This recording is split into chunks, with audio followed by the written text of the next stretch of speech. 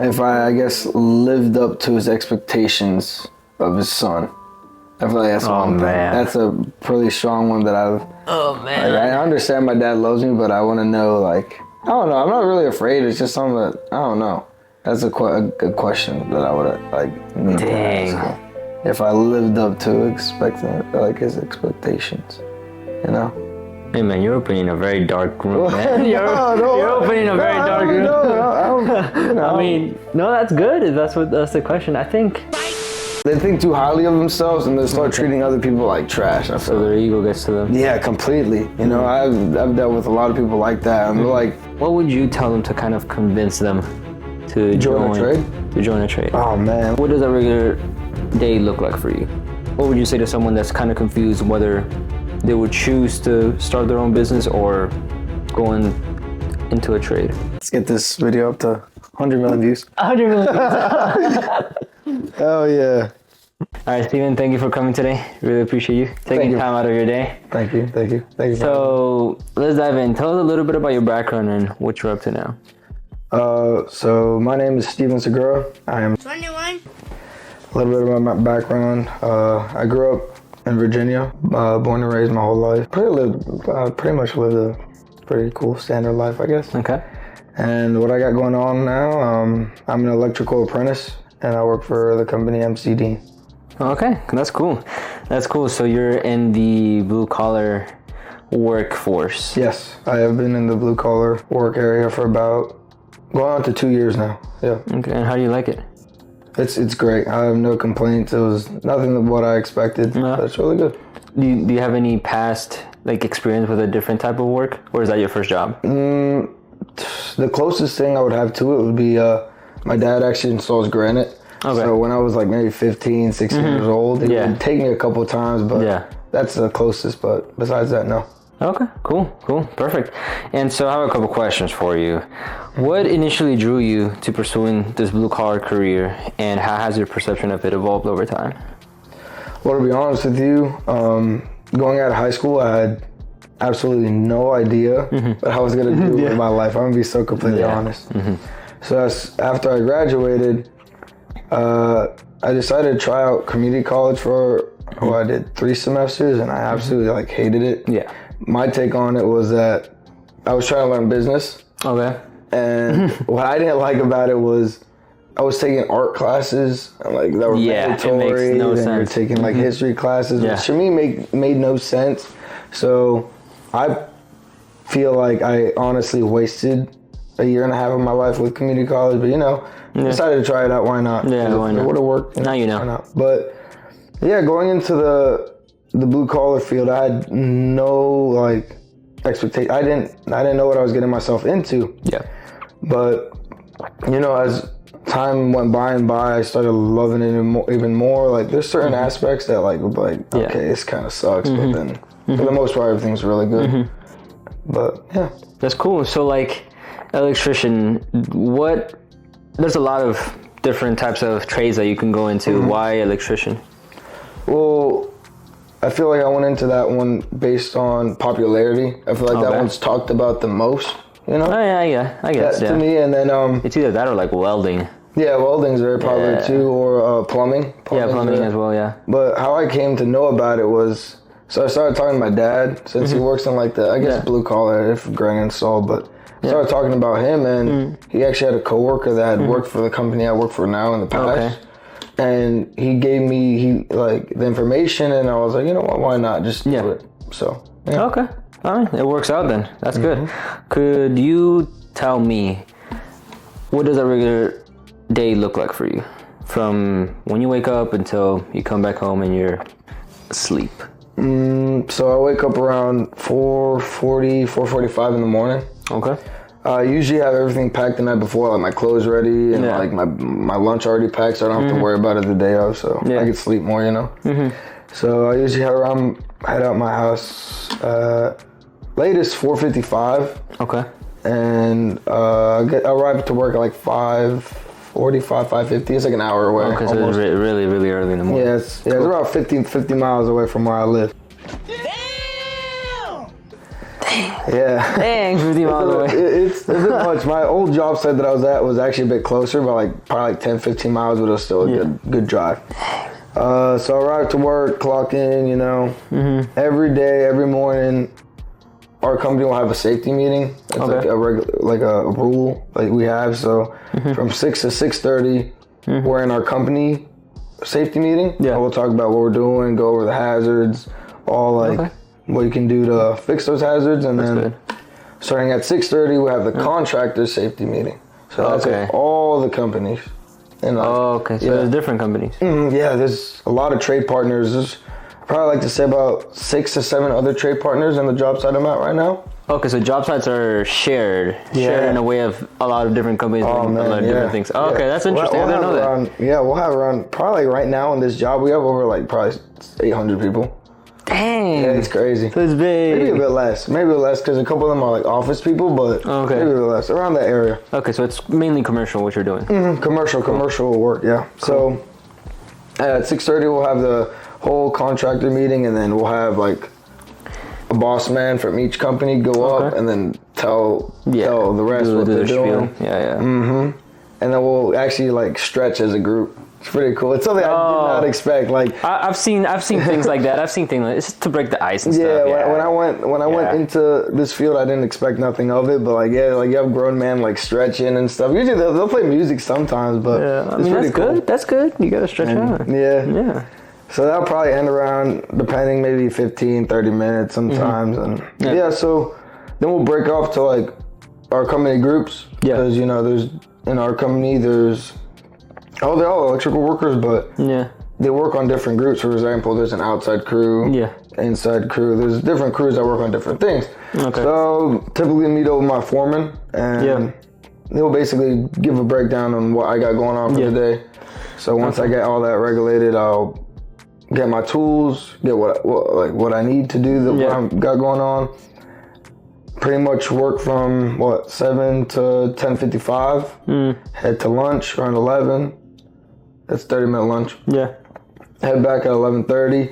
Then another little safety meeting after lunch. There's a lot of safety meetings. Yeah, they're very pushy on safety, which I'm not complaining because you have a lot of stuff going on. You have so many other trade partners that you never know what could happen, Yeah. But so they take safety very seriously. That's good. And then, after that meeting's over with, I'll get back to what I was doing, and pretty much that's it. I either leave work around 2:30, or if I'm working overtime, I'll stay till 4:30.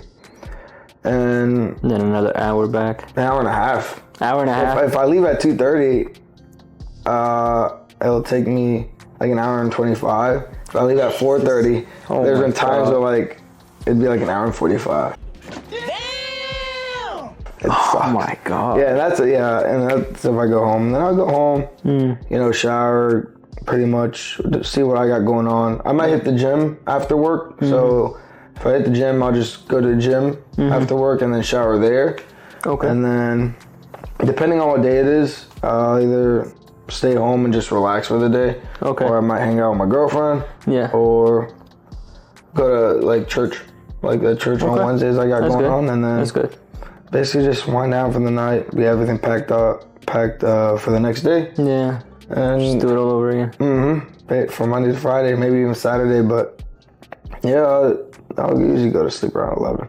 But that's good. So it seems like you do have a balance. You kind of did find a balance. Yeah, for the most part, it's a lot of get used to, which to be honest with you, I'm not really used to it yet, even after being it for so long. But no, that's understandable. So the balance. How did you manage to actually find that balance and maintain a healthy work-life balance, as a lot of people like to say?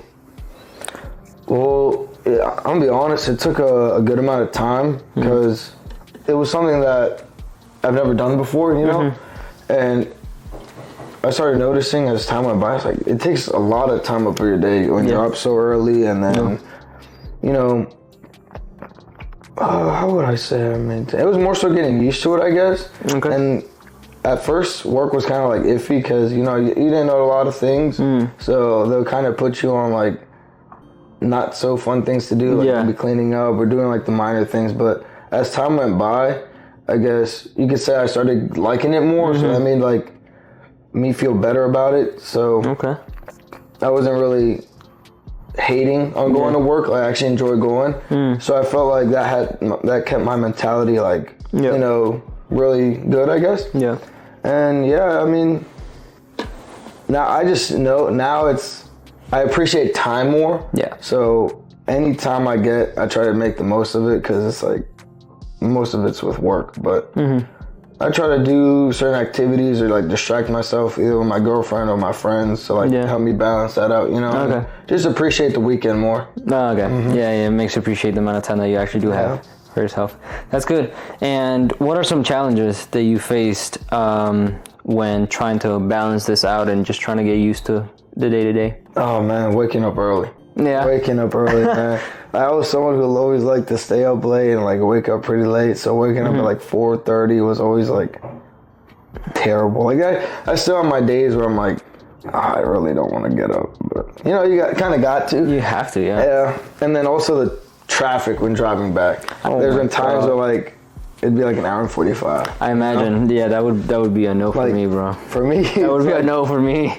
To me, it's like I'm driving in the morning. It'll take me 55 minutes to get to work. How does it become an hour and a half? You know, to me, it's like an extra. I don't know. It sucks. I don't know. It sucks. It definitely does. Those are probably like the top two challenges that I mean, that's like what, 2 hours and 30 minutes of your day just gone, driving. just done. Like, yeah. That's what I kind of had to like face, and I was like, damn, I got to deal with it now, I guess. You know.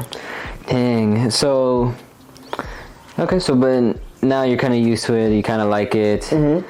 What would you say to someone that's trying to get into it and that maybe found themselves in the same situation that you were in? They didn't know what to do with their lives. They tried to go to college. Didn't work out for them. They're trying to find a job, but you know, jobs these days are actually paying less and less every day. So what would you tell them to kind of convince them to join a trade? To join a trade. Oh man, like at first, I wouldn't. What can I say? Honestly, once you get past like the first couple, I guess, months, it actually doesn't seem too bad, because to me, it's like you're getting paid while working. And you're also getting taught a lot of stuff, you know? Like, I'm getting all this knowledge. I learn something every day. Like, you always got something going on. Yeah. So for me, it's like you're getting paid to learn, while also, like, you know, gaining, I guess, climbing the ladder over time. You know, you can always, like, there's always, like, opportunities. There's a lot of opportunities in the field, you know? Yeah. There's a lot of options you can go into, but I imagine, if I were to convince someone, I'd probably just say that, like, at first, you're obviously, like, you got to deal with certain things, like maybe waking up early. You might even get lucky and get, like, a closer job, you know? Because I know people that live 20 minutes away from the job. But then we'll go to another one and they'll live very, very, very far. Yeah. It's something you'll get used to, and, like, I guess you got to sacrifice. But that's what you're sacrificing, but I feel like you get more of a reward with having a nice, stable job. You're getting good money, and you're getting taught very valuable things. Yeah. So... That's that's good. Yeah, you're making me want to join. I mean, getting paid to learn. I mean, you know, what else can you ask for? Exactly. You know, that's great. Throughout your work experience in these past, how long you been there? 2 years? Almost 2 years, yeah. So almost 2 years that you've been doing this trade. What are some aspects that bring you the most satisfaction and fulfillment? Probably learning something new, and then getting it done without any help, you know? Yeah. That'll probably bring me the most satisfaction, or just having good teamwork, because a lot of the times, like, you'll have a lot of people that are always, like, I guess, down, and they'll never have, like, good, like, vibes, I guess. Yeah.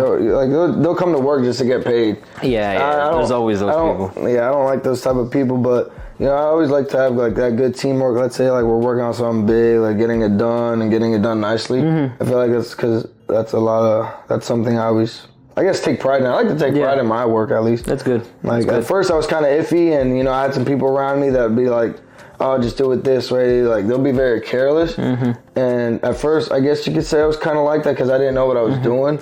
But then I'd meet other people in my company, and they'll just have, like, the mindset of just taking pride in everything you do, no matter what it is. So I'd probably say what brings me the most satisfaction is doing something, making it look nice, and I guess you could say fast too. Like, you know, that's one thing. Efficiency. Yeah, efficiency. That's probably what it was. Because at first I'm gonna be honest with you, I knew what I was doing. Yeah. I would just be so slow, man. Cause it was like, I wasn't used to any of this, you know? Didn't know, yeah. I wasn't used to any of this, but that was one issue I had, that I knew what I was doing, I get it done, I just take a good amount of time on it, like, that I shouldn't, you know? But as time has, like, gone. As time goes by, you get faster, you get more efficient. Yeah, you know what you're doing, so. Yeah, it's just getting those reps in. Yeah, that's good. That's good. So, how do you think society's perception of blue-collar work influences attitudes towards work-life balance among blue-collar workers? I feel like a lot of people don't see that.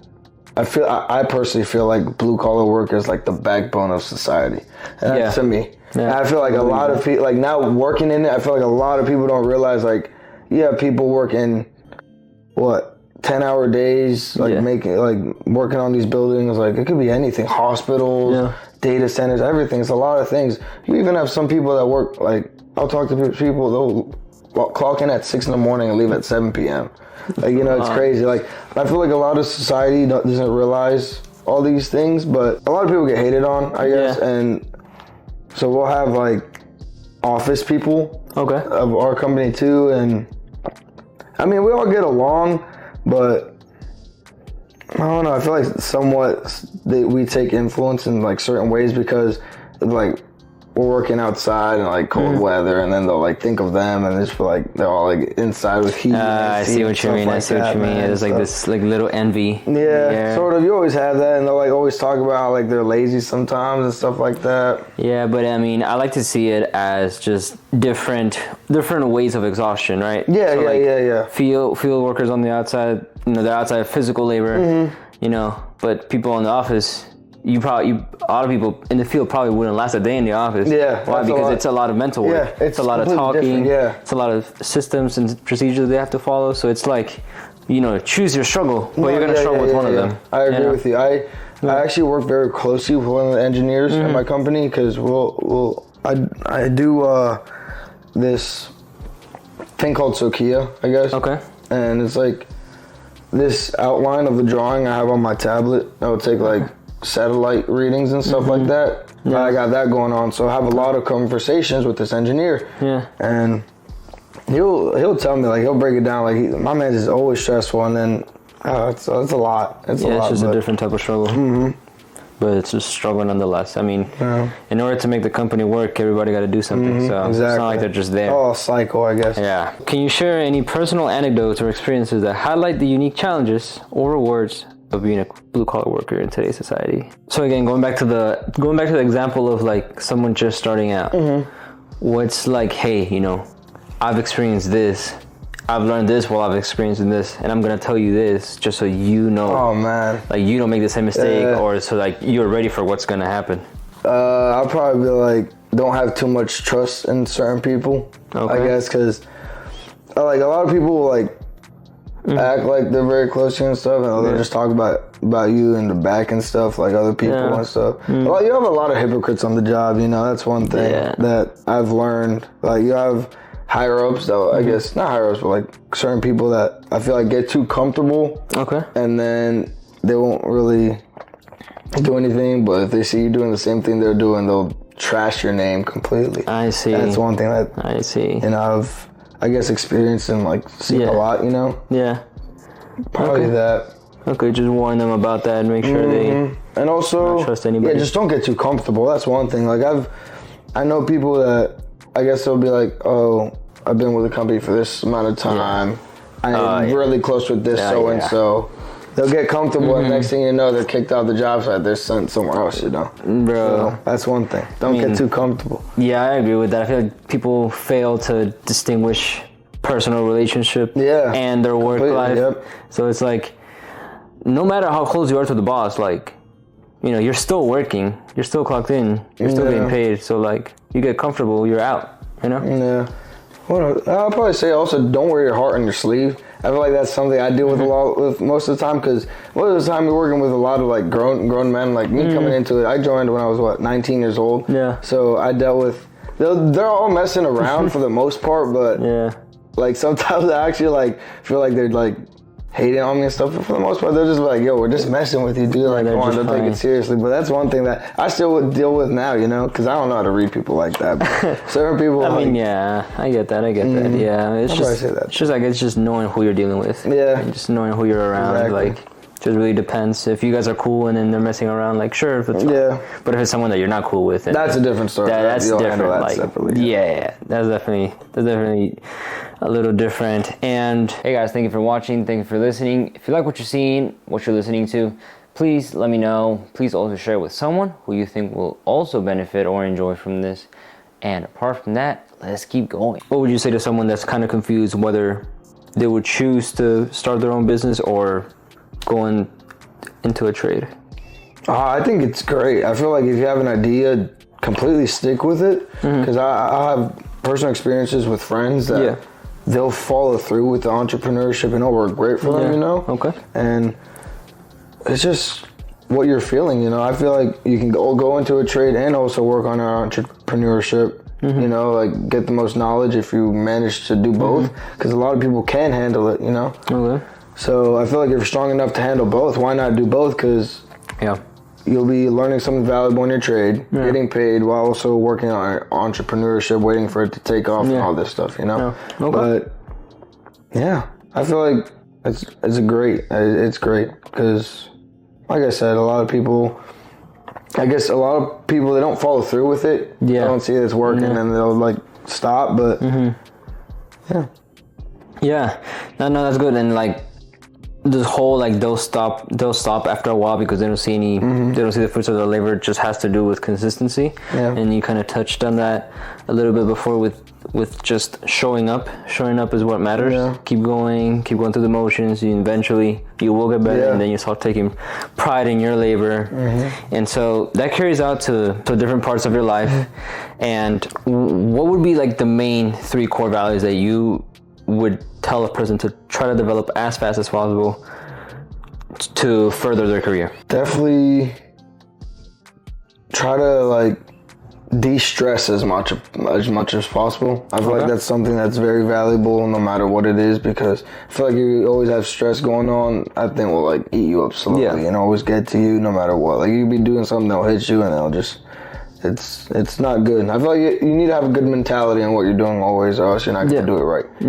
So I'll probably put that up there. Have good people around you. I feel like it's very valuable because friends, family, everything, you know. Always make sure you can trust in them and just go to them whenever you need them. I feel like it's always some. And then passion, probably. Passion's a good one. I feel like that's something a lot of people, I guess, miss and they don't see a lot of the times. I feel like if you have passion for something, you'll follow through with it completely and always do your best. So I'll probably say that. Okay, cool. And so in the blue collar industry, I would say it's a little different than just going into the corporate America, but there are still ladders that you have to climb, and there's still things that you have to go through, and like you still have to show up and stuff like that. But what would you say are the main differences between a regular job at corporate America and in the trade system? So one thing I feel like is major is I feel the safety aspect of it. Safety is because I feel like, you know, not a lot could happen to an office person, but when you're out on the field, man, you got to be careful because of everything. Like you have a lot of things going on. Like there's been a lot of situations that our company will tell us about that you'll have certain things that, for example, at another job site, this might be too extreme, but it's okay. They were talking about how another trade completely didn't cover like a hole. A guy fell through like a whole ceiling of like 25-foot drop and passed away. Oh my God. Like that's just an example, but you always have so much around you that you always have to be cautious, you know. It could be anything. You have big trucks driving down with a lot of things. You have other trades completely like carrying heavy things, might not strap it right. You always got to be aware, you know. I feel like that's one major thing that's a big difference, the safety aspect of it, because of the deaths and stuff and what could happen. And probably the different types of stress. I feel like definitely office people definitely deal with that stress. And field workers are more so physical, more so mental. But don't get me wrong, field workers also deal with that mental stress because, for example, like I've seen like certain foremen that like have to deal with like a whole group and it's just them by themselves, you know? I feel like that thing also like, that's a big difference though, like that physical aspect of it. Probably feel like that's the biggest differences. The biggest differences. Yeah. Cool. And so you're in more of the commercial aspect of the trades. What are the main differences between the commercial and residential, apart from obviously smaller scope of work, but more of like responsibilities and knowledge? So besides it being with like, I feel like a lesser group, because you know there's less people on a residential job site, I guess, compared to commercial. A lot of aspects of the work, there's a lot of more things to commercial work, I feel like you'll deal with so much other things compared to like more so like, I guess you could say the process is completely different. Yeah. And like, I guess bigger cable, bigger things. There's like more things to a commercial job site to a residential job site. And it's more than lights and fans and all this other stuff. Like you have a lot of things that go to it, you know? But I feel like, that's it. For the most part. Cool. That's good. Okay, and then the traditional man, right? The big, tall, muscular, you know, no emotions, hardworking, provider, defender.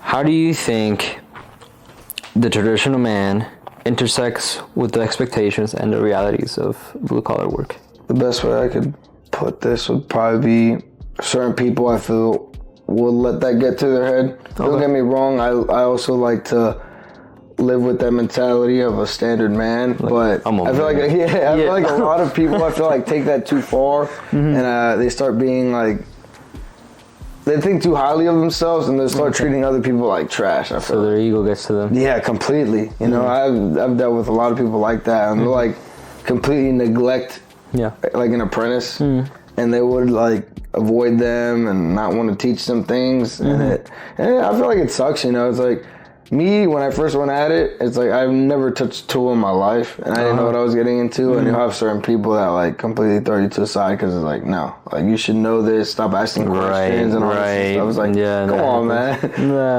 I feel like that's one big thing. I think that only ever happens to men too, right? It's like the stereotypical, like, hey, like, you know, you should pick up a drill and you should know what to do with it. You should pick up a hammer, you should know what to do with it, right? Because you're a man. Yeah, that's how it is. And it's like, me coming into it, I didn't know what I was doing. Not at all. I'm being so honest. I did not know what I was doing. But luckily, I had certain people that would go out of their way to teach me, take their time to teach me, and don't have, like, they'll definitely, like, have that standard as a man, but I feel like they'll just never take it too far to that point where they'll start treating other people bad and stuff like that.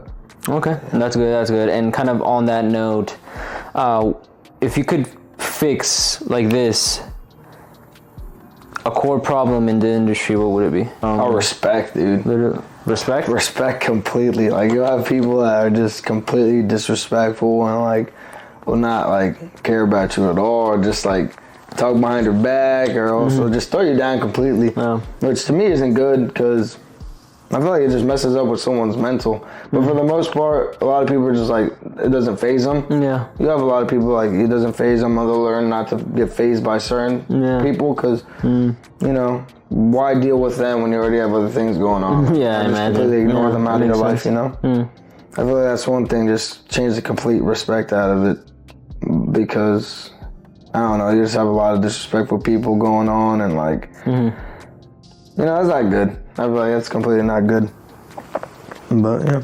That's good. And on the more technical side of the systems, procedures, the leadership, kind of the work aspect of it, if you could change something for the better, what would it be? Oh yeah, longer lunch. Longer lunch. I'll be honest with you.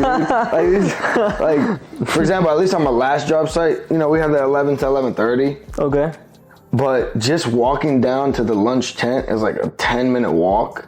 Oh, really? Almost. So it's like, You have like 15 minutes to eat your food, dude. Like that, it might not be something major, but to me, I feel like it sucks. Like you have a lot of people that agree with you that it's like not enough time, and you have like, for example, like you're working till 4:30, from 6 to 4:30, and you're having a 30-minute lunch. It's at least a little 45-minute would be fine, but to me that part sucks completely. Longer lunch. Yeah, I'll probably say that. I mean, that might go a long way. You never know. Yeah. That's good. That's good. All right. So that's pretty much all the questions I had for today. Cool. But we have the freestyle segment. So, okay, Steven. So you're a guest of honor. You have the floor. You can ask me anything. Cool. Solid question. All right. What's your favorite cereal? My favorite cereal? Oh yeah, answer that question real quick just before. You know, I actually stopped eating cereal a long time ago. Oh my gosh.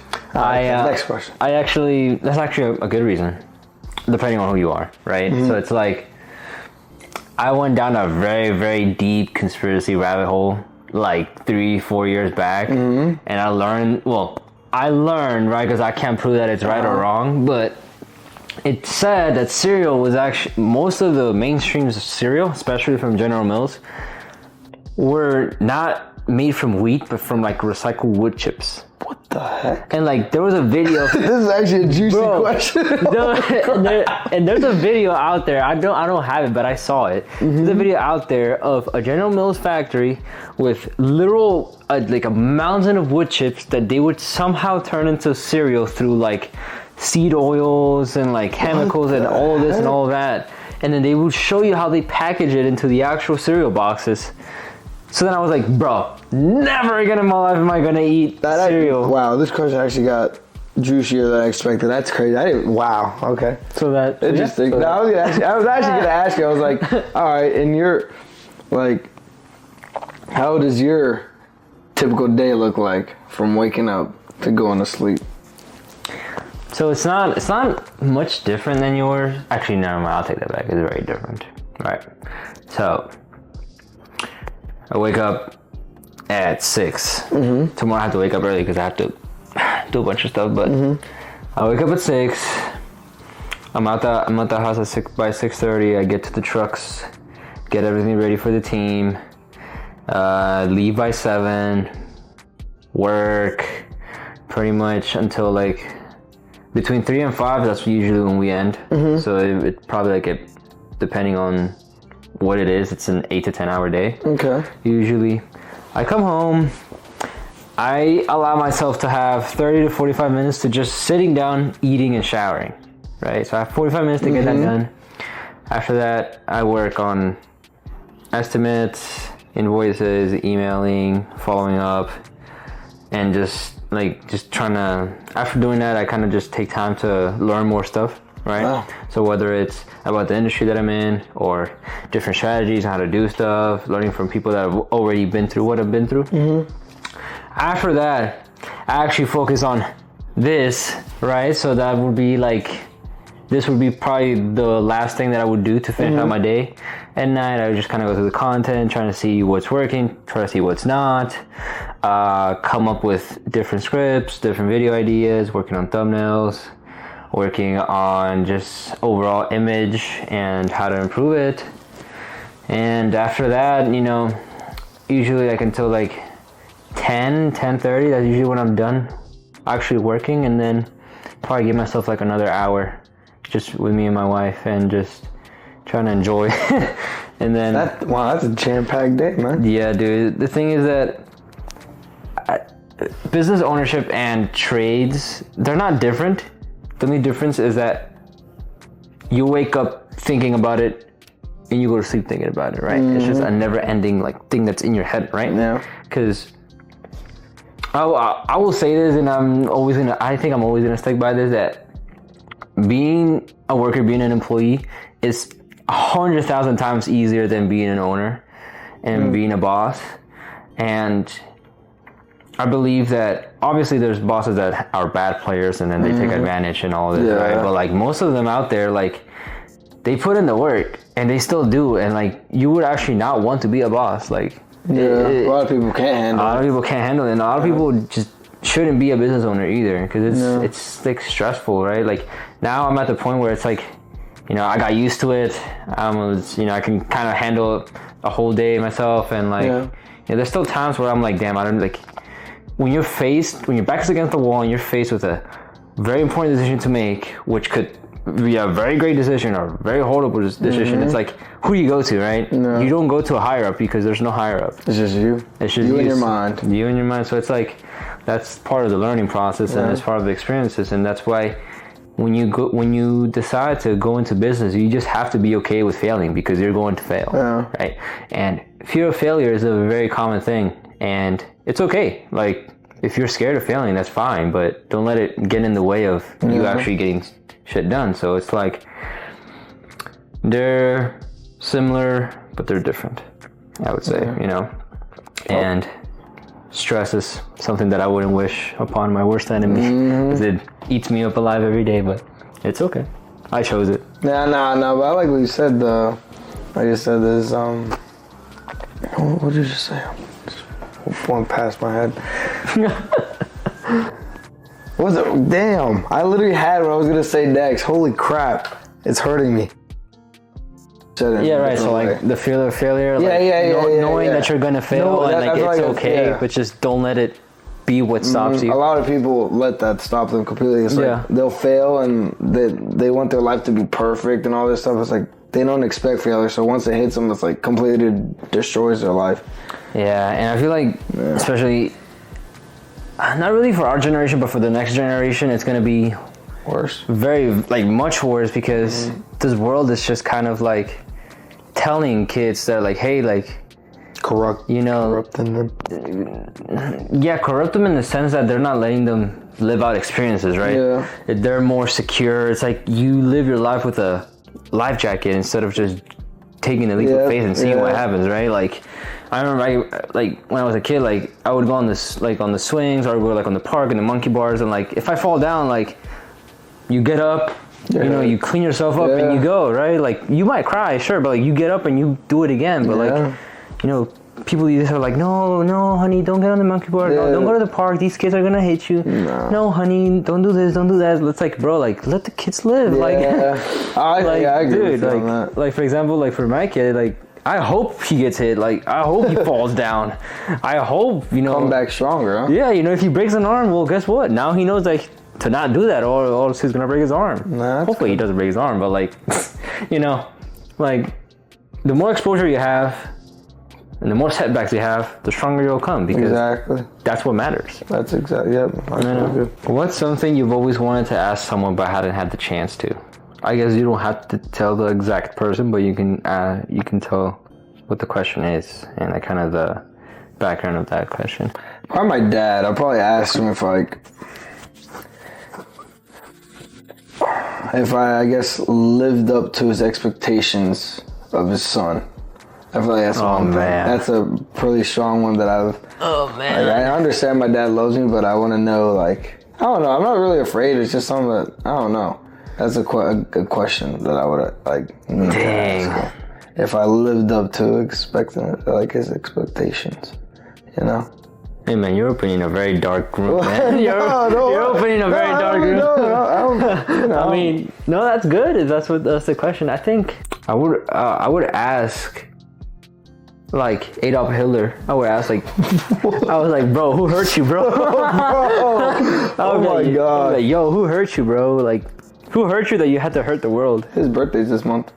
Is it? Yeah. What? I think it is. Is it really? Yeah. Oh my god. That's an interesting question. Wow. I don't have an answer for that one. I think we're gonna have to do another one. It's a good one. Okay, this is a little better. Okay, I like this one. Okay. All right. If you could travel back in time and give one piece of advice to your younger self, what would it be? Is like the traditional question? It's not gonna be as like I guess juicy, but for me it'd probably be like go straight into the trade as soon as possible. Yeah. Because I have actually a coworker that. So you know how like certain schools, high schools, have the opportunity of taking like engineering, these special programs. Yeah. Well, for him, out there where they live, he could actually take electrical work in school and it counts. So this man just turned 20, not like less than 2 weeks ago. This summer, he's going to be certified at 20 years old. How long does it usually 4 take? years. Oh. Yeah, 4 years. Oh. Yeah.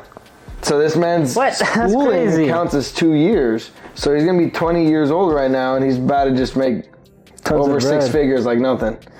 Damn. At 20 years old. That's because good. He had that opportunity. Like, I mean, I didn't have that opportunity in high school, but even if I did, I don't think I would have done it. But at least get straight into it after high school. I feel like that would be like something. No, that's good. That's good. I think mine would have been along the same lines. It's just start as soon as possible. Like, I don't know, man. I probably would have gone back to when I was like 14, 15 and be like, dude, like, go, if you're going to start, go all in. Don't think, don't look back. And just educate yourself more. I mean, I just feel like the earlier you start, the better, because you get ahead in life, right? Or invest in Bitcoin is good. Invest in Bitcoin was nothing. Be a millionaire. That'd be insane. Yeah, I feel like the thing with this question, like, yeah, like, I would tell myself, like, start sooner. Start. Yeah. Don't worry about what anyone says. Don't worry about what anyone thinks. Start. But it's like these questions they're based around would've, could've, should've, right? Yeah. And I think there's a book that actually talks about these 3 words: would've, could've, should've, and how bad they are to your mindset. Yeah. Because it's like it already happened. You can't do anything about it. And the thing is that the choices that you make in your past, you did them with the information that you had at the time. Yeah. So it's not like you can't change anything about that. If you went back in time, you would still make the same decision because that's all you knew. That's all you need. Yeah. You didn't. There's no other way of doing it. So it's like, I would not be mad at myself. I would be like, yeah, man, I did what I could with what I had. But I would just say start sooner. That's it for Freestyle. All right, Steven, thank you for your time. Thank you for coming out. Thank you for having me. It was nice. And see you guys later. Let's get this video up to 100 million views. 100 million views. Hell yeah.